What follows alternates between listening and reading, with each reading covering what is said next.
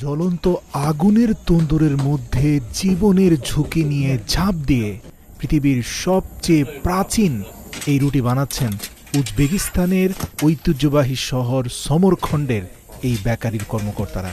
এই লিজেন্ডারি সমরখণ্ড ব্রেডের ইতিহাস ঐতিহ্য ঘাঁটতে গিয়ে জানতে পারি ঈসা আলাইসাল্লাম পৃথিবীতে আসারও অন্তত 2000 বছর আগ থেকে ঠিক হুবহু এই প্রক্রিয়াতেই রুটিটা বানানো হতো।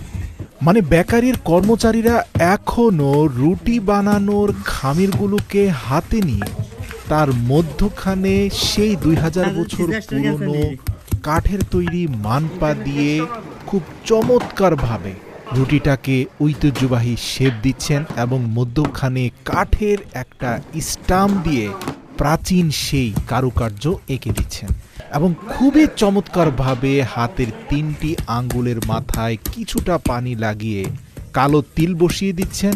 অন্য হাতের বাকি 4টি আঙ্গুলেও একই প্রক্রিয়ায় বাকি 4টি কারুকার্যের উপরে তিলগুলো বসিয়ে দিচ্ছেন। আধুনিক যুগে ব্রেড বানানোর কোনো মেশিন ব্যবহার না করলেও এই বেকারির প্রত্যেকটি দক্ষ কর্মচারী পবিত্র কোরআনের একটি আয়াত যেখানে বলা হয়েছে ওজনে কম দিও না, সেটাকে অনুসরণ করে রুটির জন্য প্রস্তুত প্রত্যেকটি আটার খামিরকে নির্দিষ্ট ওজন দিয়ে থাকেন।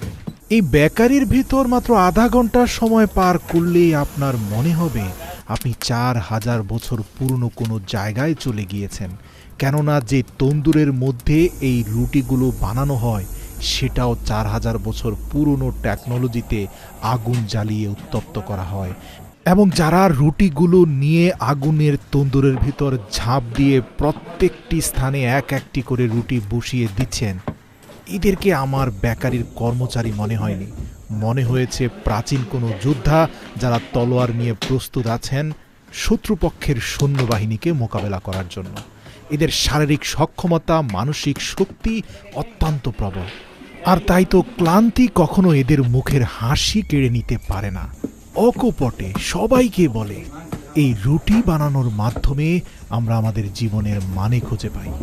আমার কাছে সবচেয়ে অবাক লেগেছে রুটির মণ্ড তৈরি করার জন্য এই যে মেকানিক্যাল মিক্সারগুলো, এখানে 62 কিলোগ্রাম আটার সাথে পানি, লবণ এবং ইস্ট ব্যতীত কোনো সিক্রেট মশলা বা কিছুই তারা দেয়নি।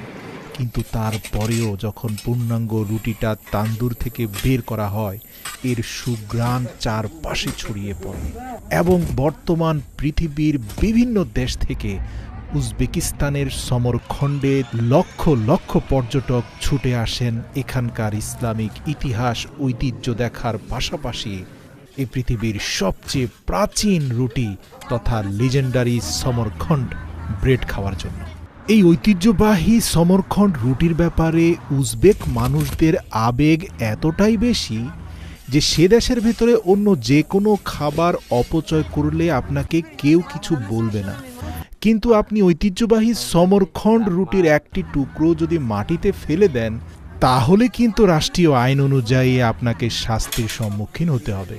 তারা বিশ্বাস করে এই রুটির যেই আকৃতি তার ভিতরে তাদের দেশের ঐতিহ্য এবং ঐক্য তারা ধারণ করে রেখেছে।